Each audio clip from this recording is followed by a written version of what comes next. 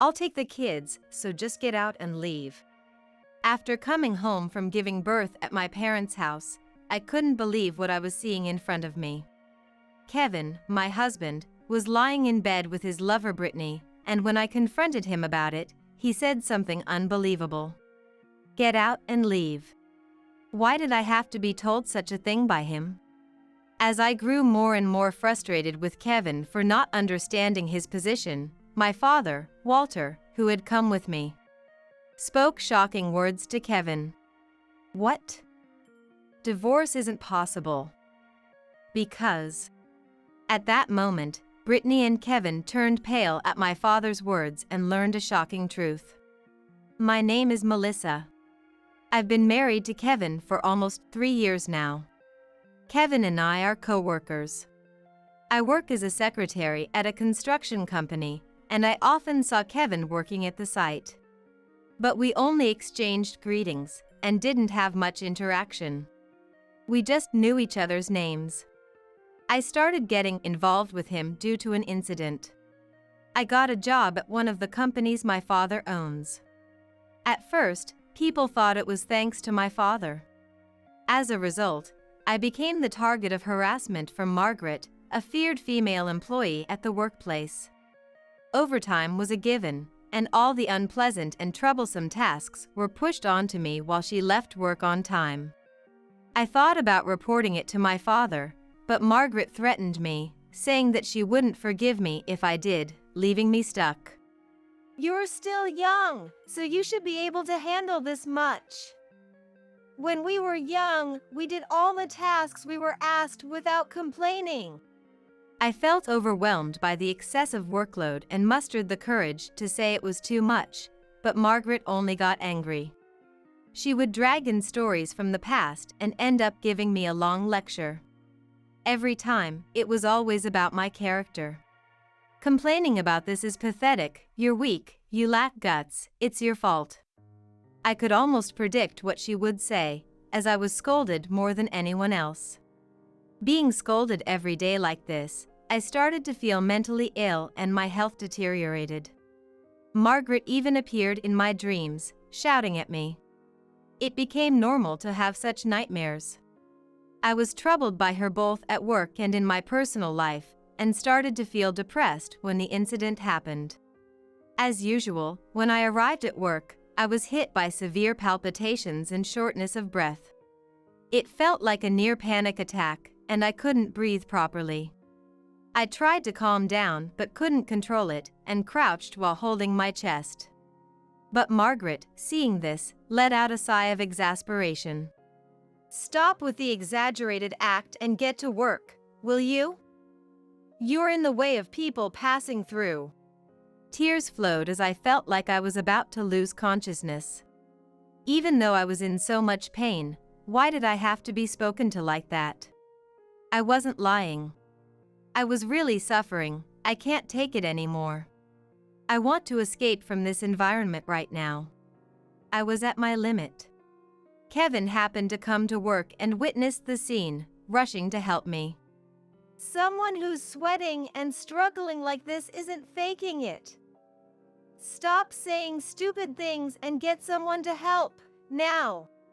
Kevin's shout echoed through the floor, and hearing it, other employees started to gather. Realizing it was an awkward situation, Margaret tried to escape, but she was easily caught by Kevin and dragged into the conference room. Other employees who had been harassed by her reported her to Kevin, and this information was quickly passed on to his father. As a result of this incident, Margaret was demoted. Finally, I regained some peace and continued working, supported by everyone around me. This also led to me interacting more with Kevin, and naturally, we developed a romantic relationship. I thought happy days would continue. But reality was not so kind. At first, I thought he was a good person, but I didn't realize he was actually a terrible man. Without knowing it, I became his convenient woman. Kevin, who was experienced, skillfully manipulated me. Before I knew it, I became dependent on him, doing everything he said. Unaware of this, I ended up marrying him and began a hellish married life. When I came home from work, he treated me like a servant, and if I resisted even a little, he would overpower me. However, using a mix of rewards and punishments, he ensured I wouldn't leave, trapping me in his grasp. 3.5 years of this life passed, and then I found out I was pregnant. Being someone who always loved children, I felt joy at this new life inside me. But Kevin's face contorted, showing no happiness. Are you sure it's not a mistake? Are you really pregnant?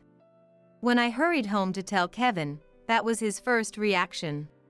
Honestly, I think it's too soon. We don't have that much savings, and our life isn't exactly comfortable. Having a kid now would only make things harder for the child.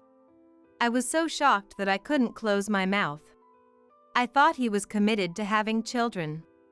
If he was so half-hearted, it was extremely irresponsible. Though I was upset by his unbelievable words, I was still happy about the pregnancy and strongly wanted to have the baby.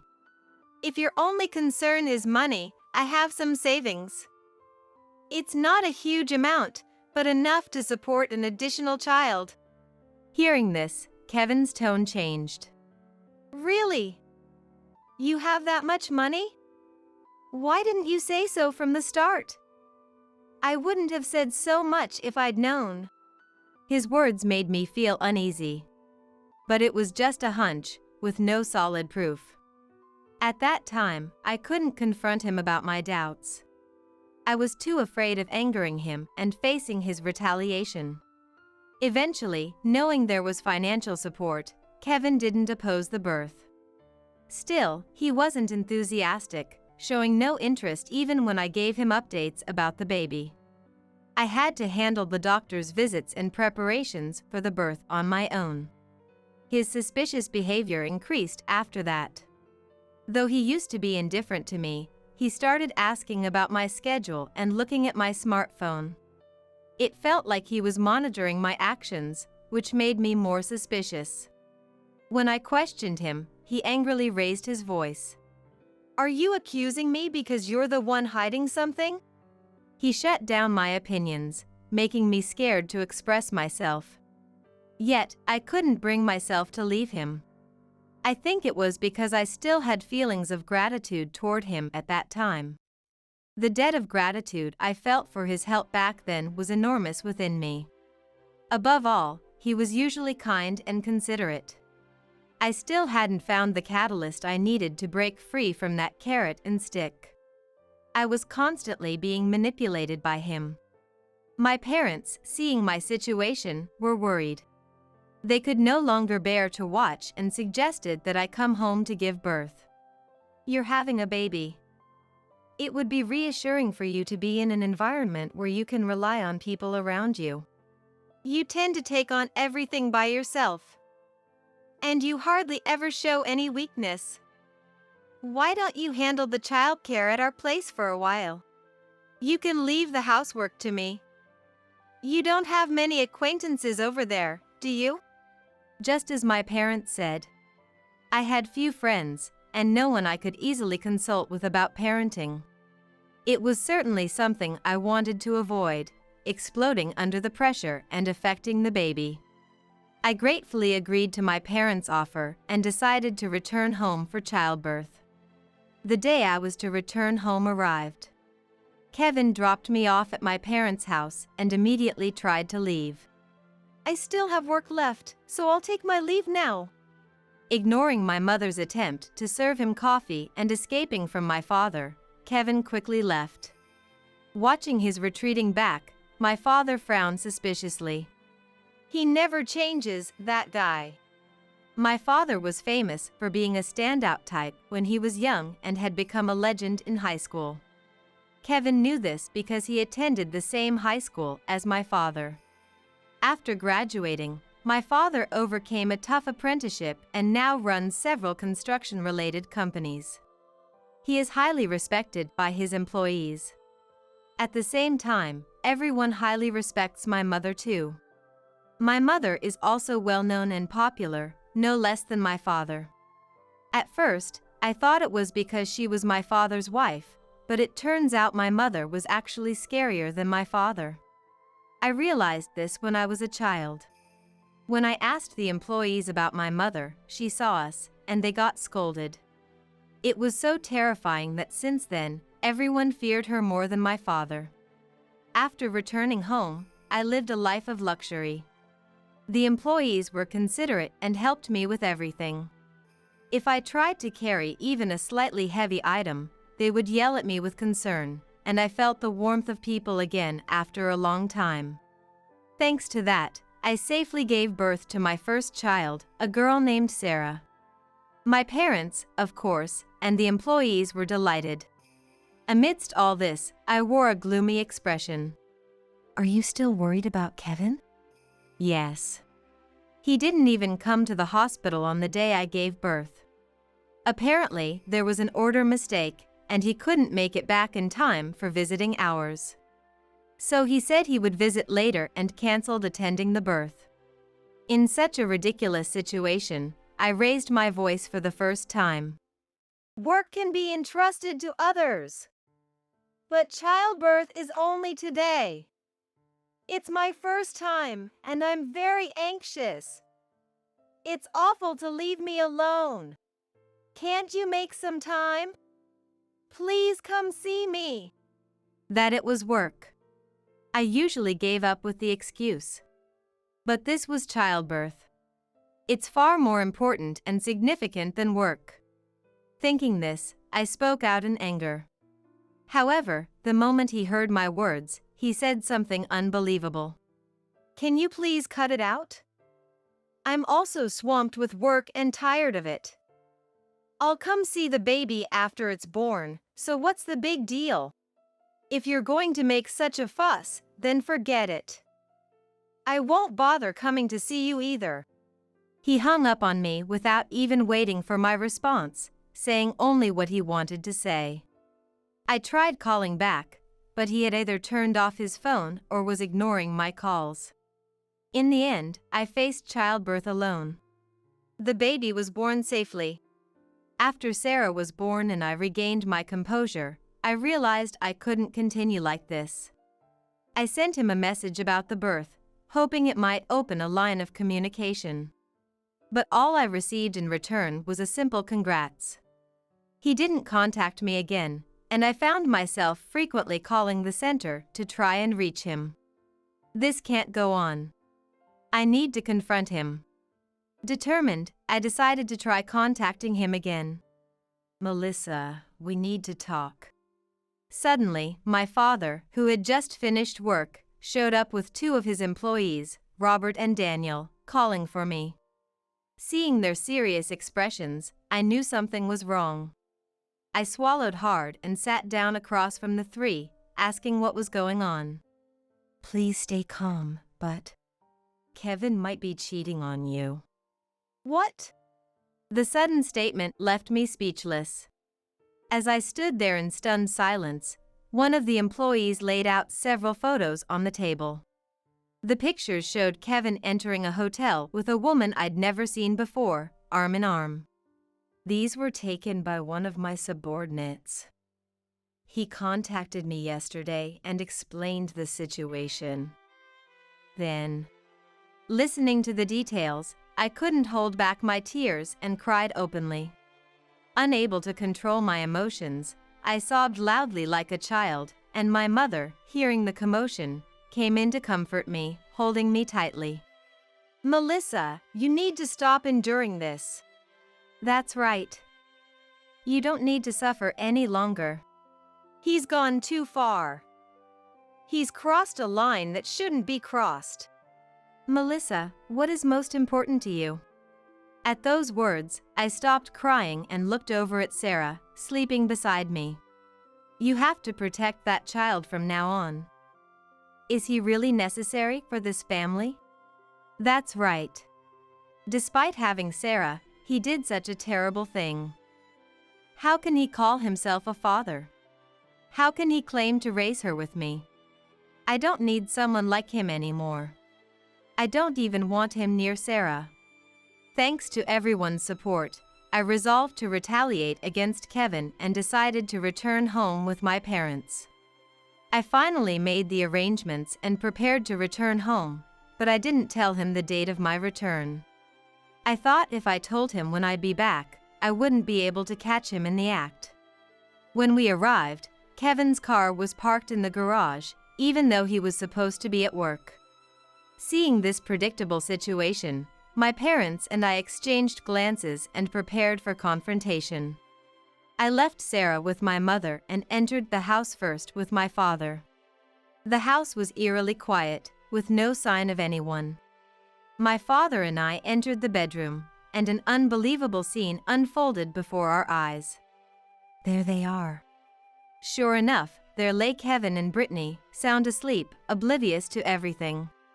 Sighing at the predictability of it all, I took out my smartphone and snapped photos as evidence. The sound of the shutter must have woken him because Kevin groggily looked at us, confused. Melissa? Walter? What are you doing here? Not sure if he's dreaming or awake, Kevin sluggishly recognizes my presence. But the moment he realizes it's real, he jolts awake, hurriedly trying to hide Brittany under the blanket. It's no use doing that. I've got all the evidence. Just give it up. What's happening? What's this? Finally awakened by the commotion, Brittany rubs her sleepy eyes and peeks out from under the blanket. It's our first meeting. However, Brittany has a connection to my father, which allowed him to know her background. As soon as she saw my father and me, Brittany froze, mouth agape, unable to move. I can't believe you're boldly cheating in broad daylight. Inviting your lover to our house? Don't you have any sense of danger? Although I know her background, I intentionally call her lover to keep her unaware. Kevin's shoulders twitched upon hearing the word lover. How do you know about this? And why didn't you say anything? You didn't tell me when you'd be back. If I told you, I wouldn't be able to catch you like this. Knowing you, you'd delete all the data from your smartphone. So, how's your little affair going while I was away these past few months? As he fumbled for words, I continued, provoking his emotions. He glared at me with an enraged expression. But I remained unflinching and looked down on him with disdain. You knew I was cheating? Of course. Do you know how many of your acquaintances work at our company? It would be strange if I didn't find out. At that moment, Kevin, who had been flustered, laughed and said something surprising. If you already know, fine. It's over between us. You can have the kids, just divorce me and get out. I have a better woman, and frankly, I don't want to take care of the kids. My love for you dried up long ago. Suddenly, anger surged within me at his declaration of divorce. Instead of apologizing, he has the nerve to say that? Why do I have to put up with such arrogance? Just as I was about to retort, my father stunned Kevin with his words. What? Divorce isn't an option. You still owe me a debt. Do you think I'll let you off without repaying it? At those words, Kevin's face turned pale in an instant. At the same time, Brittany widened her eyes and looked at Kevin. Debt? What's this? What do you mean? It seemed Kevin hadn't told Brittany anything. She glared at Kevin with questioning eyes, and Kevin avoided her gaze. That's... Sweat trickled down Kevin's forehead as he struggled to explain. Knowing everything from my father, I silently watched their exchange. Did you really think you could do something this stupid without repaying your debt? I stayed silent for Melissa's sake, but not anymore. Melissa knows everything now. What? Kevin's face showed obvious shock, confirming my father's suspicion. Kevin had been taking advantage of my father's kindness towards me all this time. However, my decision to get back at Kevin changed everything, and my parents no longer needed to hold back. In front of Brittany, who knew nothing about the situation, we humiliated him.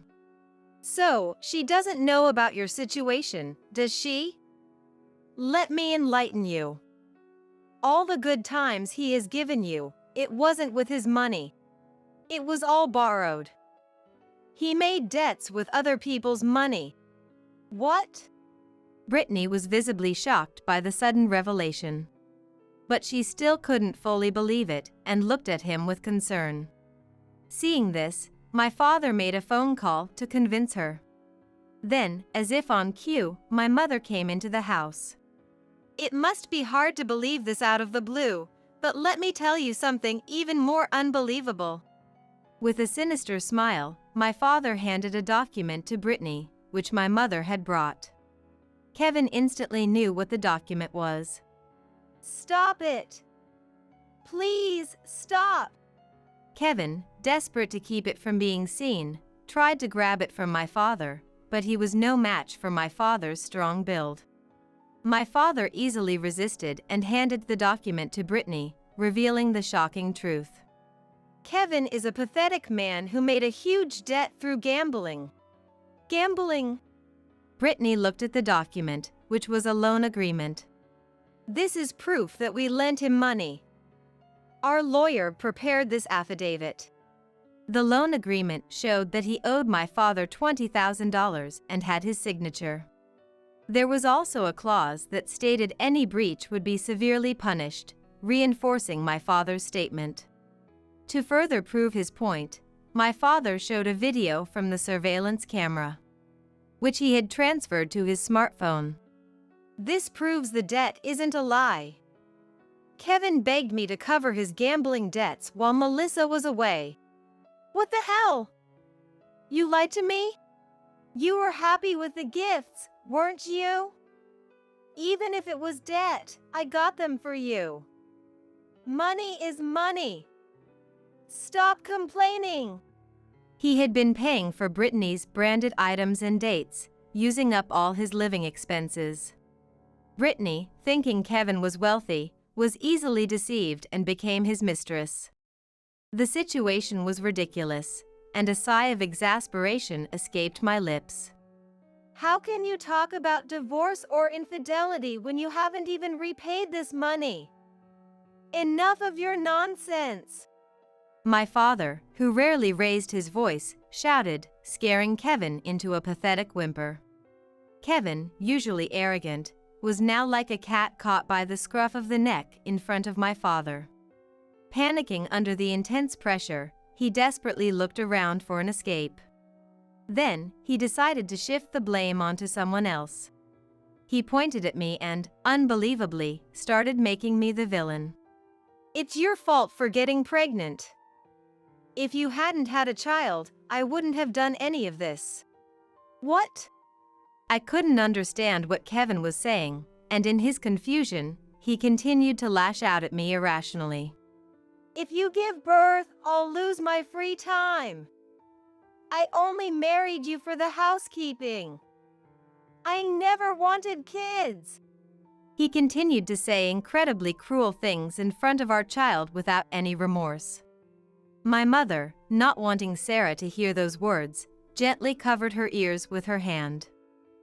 I glared at Kevin, who was making these unbelievable statements. You have to prioritize the child and you won't have any free time after work. I absolutely hate that kind of life. So I thought I'd enjoy myself a bit before that.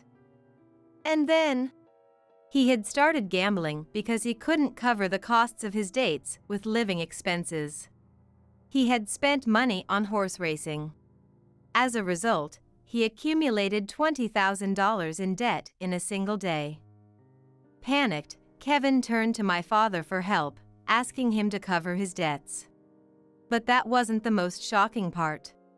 And what did you do to repay that debt? Kevin, threatened by my father to tell everything, looked around nervously. I continued to glare at him until he reluctantly began to speak in a low voice. Savings. I can't hear you.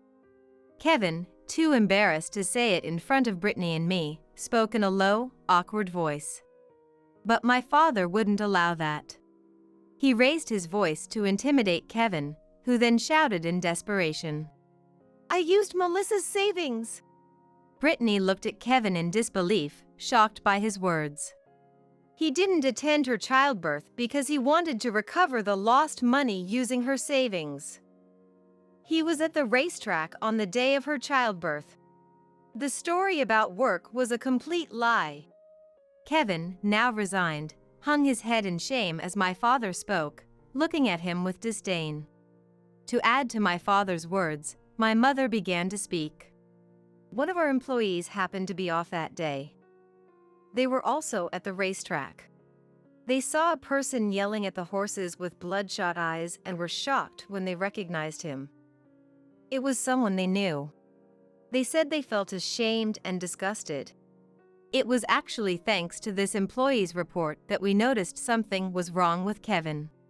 He told my parents about it, which led to the discovery of Kevin's debts and lies, prompting my father to call him to the office. At that time, we didn't suspect he was cheating, so my father agreed to his request under the promise that he would repay the debt. Determined to ensure Kevin kept his promise, my father set severe penalties if he failed to do so. Kevin probably thought everything would be fine as long as his affair wasn't discovered. It's a perfect example of poor planning. Kevin, unaware that the person was our employee, had explained everything. Regretting his actions, he looked away in frustration. "Do you remember what you said when I took over your debt?" That was. "You asked me to keep it a secret from Melissa and promised you'd never make her cry again. You begged me to let it go, saying if you ever hurt Melissa again, I could do whatever I wanted with you. Isn't that right?" My father hates when anyone hurts his family. He's incredibly devoted to his family, and he probably wanted to tell me everything right away.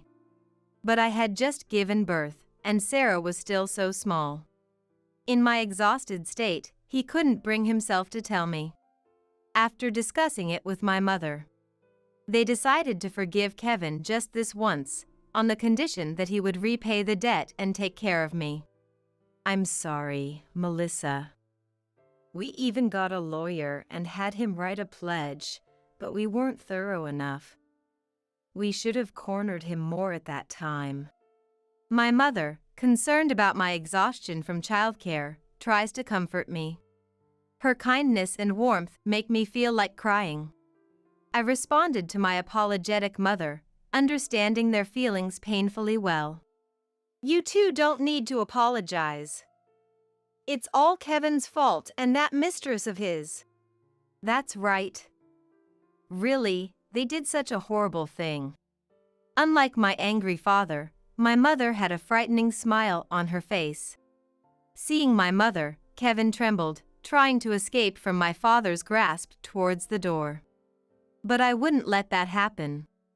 I stood in front of him, and soon my father was beside me, blocking Kevin's way.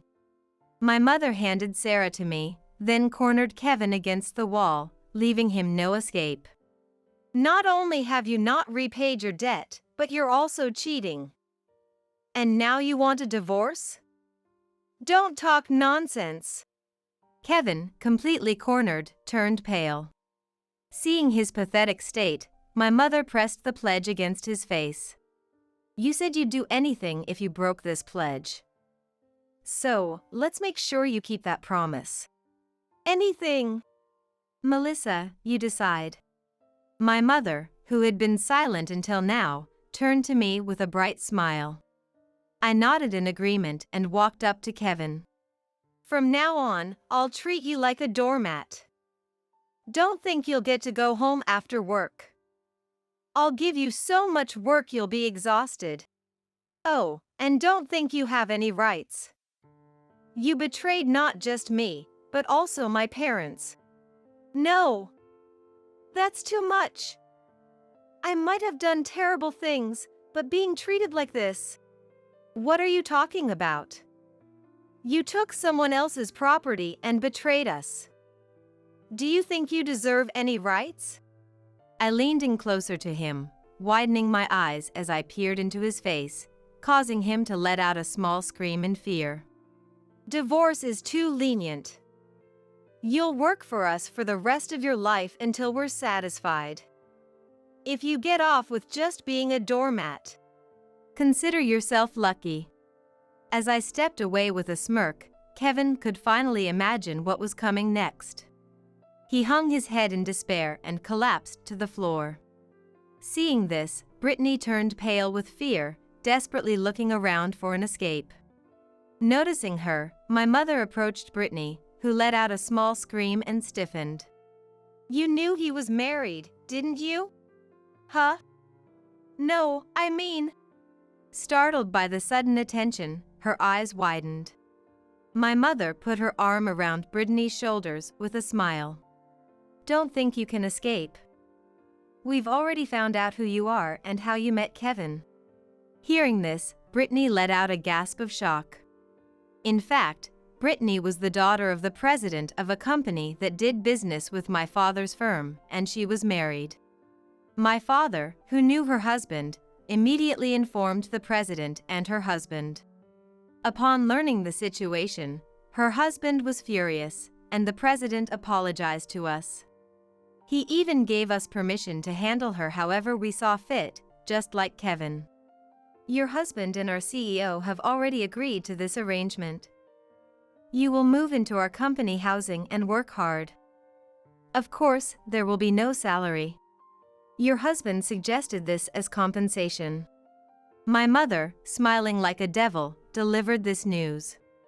Realizing the hellish days ahead, Brittany, in tears, begged me for forgiveness. Seeing this, Kevin also ran to me, pleading for mercy. Both of you, calm down. Please. I gently spoke to them, urging them to look at me. They probably thought my tone meant I would forgive them. Their faces showed a faint glimmer of hope. However, that was impossible. With a beaming smile, I said words that would plunge them into despair. Can you stop apologizing? It's making me feel sick. At this point, do you think I'll forgive you? The past won't change, and my scars won't heal. No way. Don't think you can escape. Our employees are eagerly waiting for your arrival. Let's head to the dorms now. We'll manage all your living expenses. I'll give you pay slips, so don't worry. With a spiteful smile, I informed them. Resigned, they quietly followed us. Later, when we explained the situation to my in-laws, they were furious and ashamed of him. They apologized to me and gave their permission to handle it as I saw fit. Moreover, my father-in-law, being a police officer, and my mother-in-law, a lawyer, promised full cooperation. If Brittany or Kevin tried to seek their help, they would return them to us with a smile, fully supporting us. Thanks to this, both Kevin and Brittany ceased their futile resistance and became compliant. I then demanded compensation from both of them. Kevin, who not only cheated but also tampered with someone else's property, was asked to repay more than double the amount. With the added burden of child support, he despaired at the figure. He claimed he couldn't possibly repay it, but there was no escape. If you work hard from morning till night, you can repay it. You're in your 30s, you should be able to clear the debt by retirement. Though you won't have time for leisure. My father, laughing heartily, said these terrifying words. Hearing this, Kevin protested, saying he'd rather go to prison. However, his resistance was in vain as he was immediately thrown into a harsh work environment. Kevin was assigned to the most physically demanding department in our company, filled with former rugby and football players, all extremely tough. Already busy, Kevin now had to work tirelessly to repay his debts and compensation. Meanwhile, Brittany was assigned to a new company my father established, specializing in oil waste collection. She dealt with dirty tasks daily. Initially, she resisted like Kevin, prompting my mother to assign her to a similarly tough department.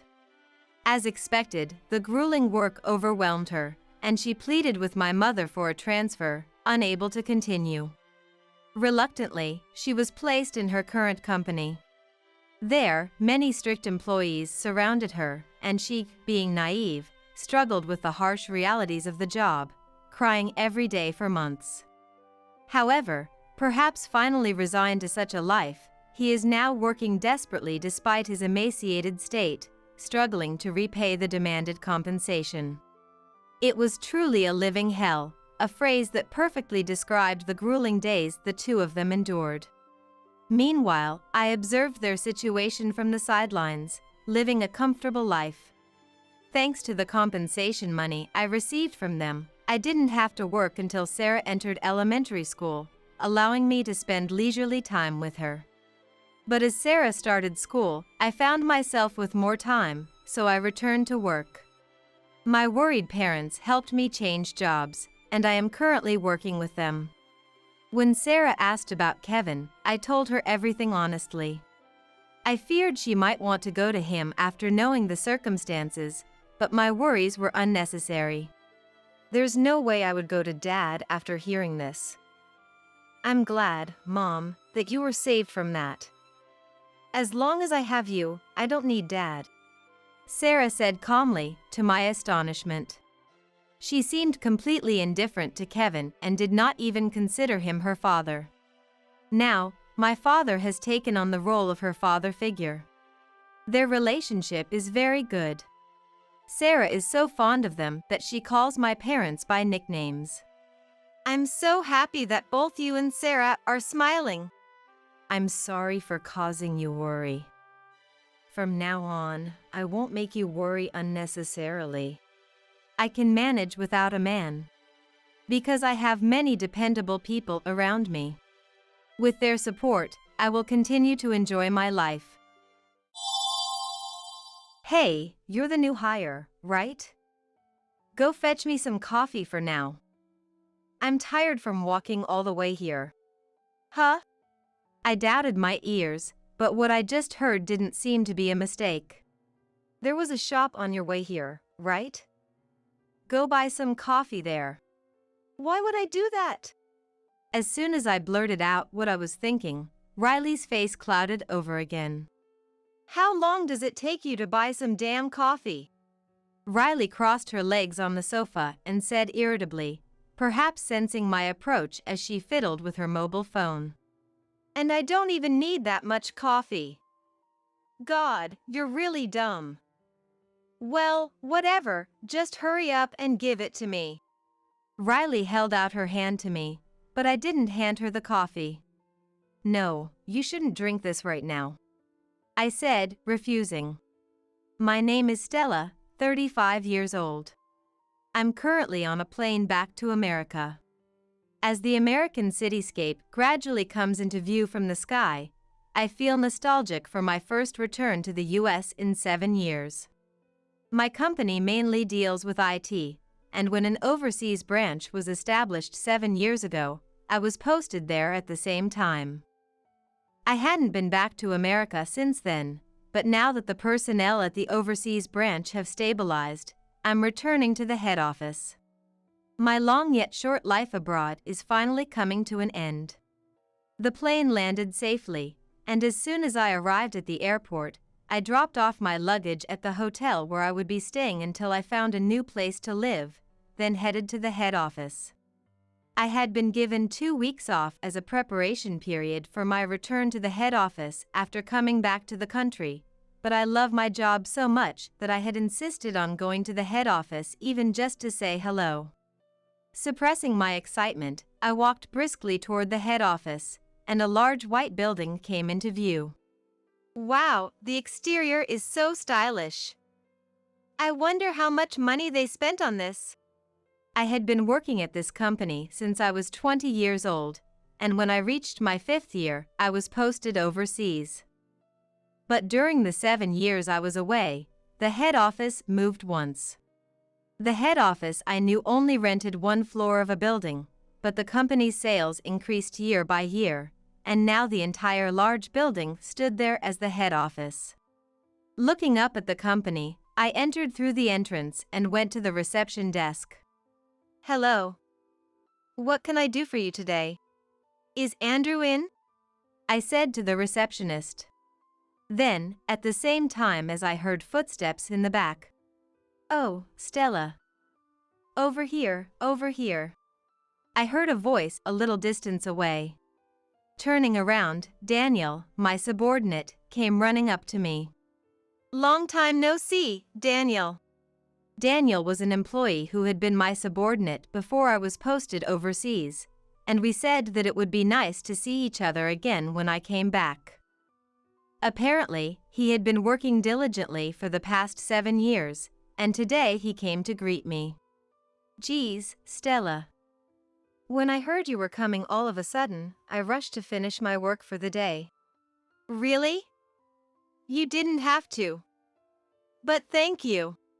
When I said that, he smiled a bit shyly.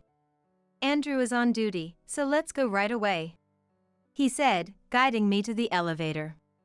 We went up to the 8th floor, and as soon as we got off the elevator, Daniel's mobile phone rang.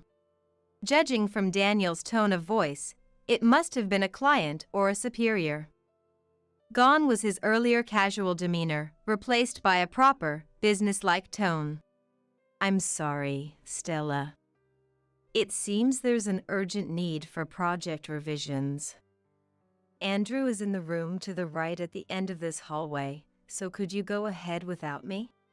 Sure, no problem. Thanks. With that, Daniel headed for the elevator. I saw him off and started walking down the hallway as instructed. Along the way, I saw a nice office and the employees working, glancing sideways as I walked, when someone tapped me on the shoulder from behind. Yes? I turned around to see a woman in her mid-20s carrying a large amount of documents. I haven't seen your face before. Are you from another department? Perfect timing. Can you take these to the second conference room? With that, she shoved the files and documents she was holding at me. Huh? Well, I just arrived today, so I don't really know.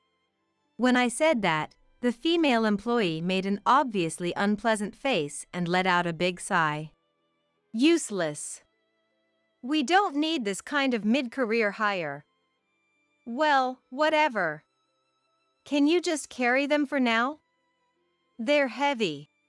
I wasn't sure what was going on, but I took the documents as they were handed to me. Then, I caught a glimpse of her name tag, which read Riley. I was just confused, as I had never been badmouthed like this upon first meeting someone. Leaving me standing there, Riley was about to turn her back and walk away, but she quickly turned around as if to check on me. What are you standing there dumbfounded for? Follow me. She glared at me. I was a little irritated by her words and actions, but I couldn't just leave the documents and leave. I thought it would be okay to just deliver it for a bit, so I followed Riley. The second conference room Riley mentioned was on the 2nd floor, quite a distance away. By the time I arrived at the conference room, I was quite exhausted from the weight of the documents I was carrying and the considerable amount of walking. Okay, good work. Just leave that there. Riley instructed me with a cool face. Well, you're a new mid-career hire and you were able to help me with my work, so that should be good enough. If anyone asks where you were, just say you were helping Riley with her work. I wondered if Riley was a person of considerable authority, given her high-handed attitude toward me, whom she had just met. Rather than being annoyed with her, I was more curious about that. I left the second conference room with Riley. Well then, I'll be going now, I said, and was about to head for the elevator when Riley stood in front of me as if to stop me. Huh? What was that just now? What do you mean? That "I'll be going now" attitude. You should say thank you very much normally. I didn't understand the point of being scolded for my choice of words by someone so high-handed and incapable of using polite language, but I held back, thinking that I shouldn't argue right now. I apologize. Excuse me. When I apologized, Riley smiled a bit, perhaps in a better mood. Well, it's almost a miracle that someone like you was hired mid-career at this company, so be careful with your superiors. I wanted to argue back, but I had somewhere I needed to go, so I endured it in order to end the situation quickly and leave. Hey, you're new, right? For now, go buy me some coffee. I'm tired from walking all this way. Huh? I doubted my ears, but apparently what I just heard wasn't a mistake. There was a shop on your way here, right? Go buy coffee there. Why would I do that? When I blurted out what I was thinking, Riley's face clouded over again. You probably don't know this since you're new, but I'm the daughter of the head of the business division at this company. Do you have any idea how much power the head of the business division has in this company? I see, so Riley is using her parents' position as a shield, I realized in my mind. Come to think of it, I vaguely remember seeing the name John Smith as the head of the business division when I looked at some documents on the website a while back. Say something. When I was silently thinking, she raised her voice. Her voice echoed throughout the floor, drawing the attention of the surrounding employees to us. I don't know if you're in your 30s or 40s, but I can have a newcomer like you fired immediately if I just say the word. Is that okay with you? You're right, I understand. I'll go buy it. I said that and headed for the shop, and from behind me. I'll be sitting over there, so hurry up. Riley pointed to a backless sofa placed in a small space near the shop. I saw that, entered the shop, and picked up a coffee. Then, a kind-looking female staff member who appeared to be in her 50s, perhaps out of concern for me, spoke to me. That was unfortunate. I wonder if something can be done about John's daughter. I was surprised that it could be heard even inside the shop, but it seems that Riley's behavior isn't limited to today. Is she always like that? Yes, as far as I've seen here, she always has someone carry her things, and she always sits on that sofa and has someone else go and buy various things for her. I wondered what Riley thinks this place is, if that kind of thing is done on a regular basis. And, as I stood there wondering, the saleswoman continued. Things weren't like this when John's daughter Riley first joined the company. But I heard rumors that the person who was strictly mentoring Riley was driven to quit by John. Apparently, they were forced to write apology letters day after day. I could barely contain my frustration thinking about how Riley's attitude must have gotten worse and worse once she realized she could eliminate anyone she didn't like by asking John, after getting hired through connections in the first place. My heart went out to the employee tasked with training Riley. Just then, I noticed my phone vibrating in my pocket. Taking it out, I saw Daniel was calling. Sorry, somehow I ended up helping out with an employee's work. I'm at the store now. Yeah, got it. Hanging up, I bought 5 coffees and headed to where Riley was waiting. How long does it take to buy some damn coffee?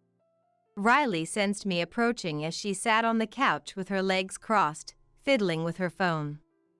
She spat out the words in an irritated tone. And I don't even need that much coffee. God, you're really dumb. Well, whatever, just hurry up and give it to me. Riley held out her hand to me, but I didn't hand her the coffee. No, you shouldn't drink this now. I said, refusing. At that, Riley furrowed her brow and tapped her foot impatiently. What are you saying? You want to quit this company?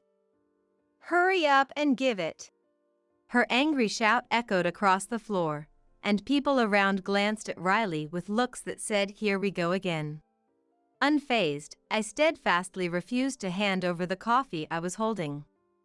Riley stood up, stepped in front of me, and shoved my shoulders hard. You've earned yourself a written apology. Don't regret your actions later. Flashing a nasty grin, she tried to forcibly take the coffee from me. Just then, Hey, what are you doing? a voice called out from behind and the sound of approaching footsteps could be heard. I was just training this new employee as part of orientation. Riley explained to Daniel in a sweet, coddling voice, completely different from moments ago. Training? New employee? This person? Riley nodded, and Daniel's gaze shifted between me and her. Daniel seemed utterly confused, with so many questions about the situation. Stella is a new hire? He said, bursting out laughing. Huh? You know her? Riley looked dumbfounded. Know her? Stella, what's this all about? Don't tell me you're here to set this up with the staff. No, this isn't a joke. Let's go. Can I bring her along, too? I said, turning my feet towards the elevator. Wait a minute. I still have work left. Riley tried to make an escape. No, I think this is more important than that work, so come with us. I replied. Silence filled the elevator, broken occasionally by Daniel chuckling to himself. Arriving on the 8th floor, we walked down the hall. Rounding the corner at the end, there was a room labeled President's Office. Riley trailed nervously behind me. Excuse me. Daniel opened the door, and inside a man was staring at his computer screen. As soon as our eyes met. Welcome back. Long time no see. Don't tell me you were checking out the office, too? It's awesome, right? I was very particular with the design. Andrew greeted energetically. It's been a while. Sorry I'm a bit late, Andrew. That's right. The person I was originally planning to meet today, Andrew, is the president of this company. HM? Who's that employee? As Andrew spoke, Riley shook with surprise.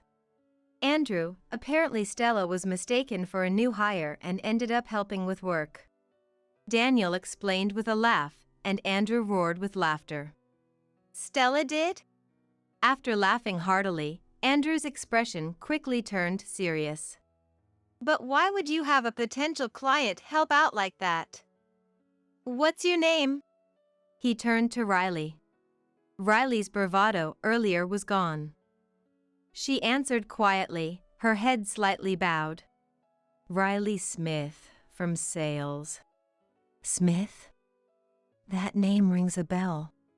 Andrew rubbed his chin, deep in thought. She's John's daughter, apparently. More importantly, mind if I sit on that fancy couch? Stella, your sarcasm has improved since going abroad. Andrew and I laughed together as we sat on the sofa. I lined up the coffee I bought on the table and looked at Riley. Go on, Riley, have a seat. Oh, yes. Riley replied, a bit startled, looking puzzled by how friendly we were with each other. But Stella, don't give Daniel too hard a time. He's this company's CTO now, you know. In an IT company like ours, the CTO wields considerable power among the executives. I felt proud seeing a subordinate I've known for so long reach such a position. It's all thanks to Stella.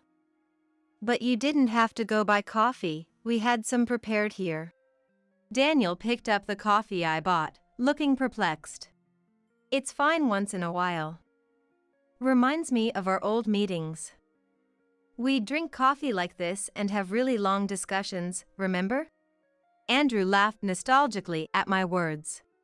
That was back when Stella was still this company's CEO.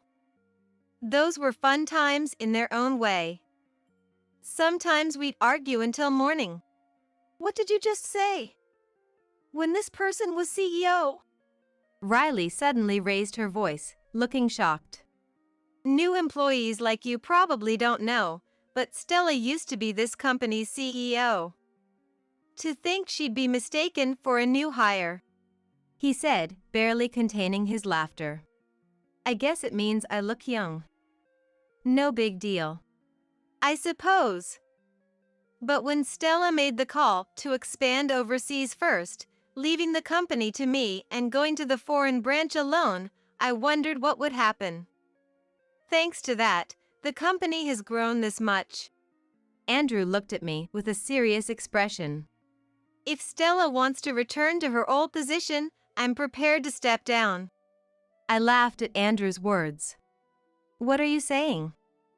We started this company together.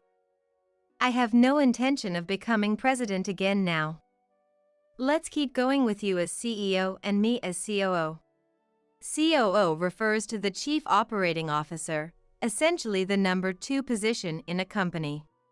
I started this company with Andrew out of a single apartment unit. When we grew the company to the point of renting an entire office floor, I thought we should expand our activities not just in America, but overseas as well. So I flew abroad.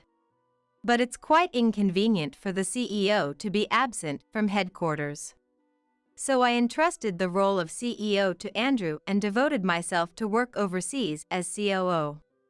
In the first place, this company was something the two of us started together. We always made decisions as a pair and apologized together when we made mistakes. I didn't care who was above the other. There should be a photo and short bio of me in the materials handed out when employees join, but Riley got hired through connections, so she probably never looked at that stuff. That's likely why she never realized until now. So Stella, want to have another discussion until this coffee runs out for old time's sake? Looks like there's an extra one. Daniel, put that in the fridge. It's fine. There's someone I want to call. That one's for them. As you said, looks like we'll be here a while today. I glanced at Riley. Her back was straight, but she refused to meet my eyes. I had Daniel call a certain person for me. A few minutes later, there was a knock and the door opened. You wanted to see me? A man poked his head in. The man looked at Riley sitting on the sofa with a slightly surprised expression. Riley also seemed startled to see him. This must be John. Realizing his daughter has some issues, he began to break out in a cold sweat. Are you John, the business unit director? I'm Stella, the COO. Please, have a seat. Stella, I heard you were returning from overseas. It's an honor to meet you. What brings you here today? As soon as John took his seat, I explained Riley's words and actions that day to everyone present. When I finished speaking, How dare you be so rude to Stella? Daniel openly expressed his anger. I am truly sorry. John apologized profusely, his head nearly touching the table. Riley kept her head down, now regretting her actions. Well, never mind the rudeness to me. More importantly, Riley, you must be thirsty. Please, have some coffee. At my words, I'm sorry, I can't accept this. Riley looked at me with teary eyes. Well, as Stella said, it's fine this time since it was her. But what if it had been a client? What were you thinking? Andrew shot Riley a sharp look. She was at a loss for words. Well.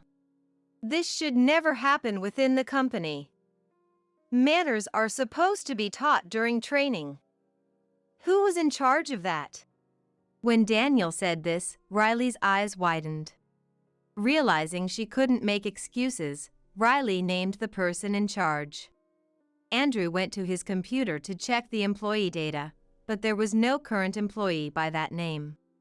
After a moment of awkward silence, Daniel spoke as if remembering something.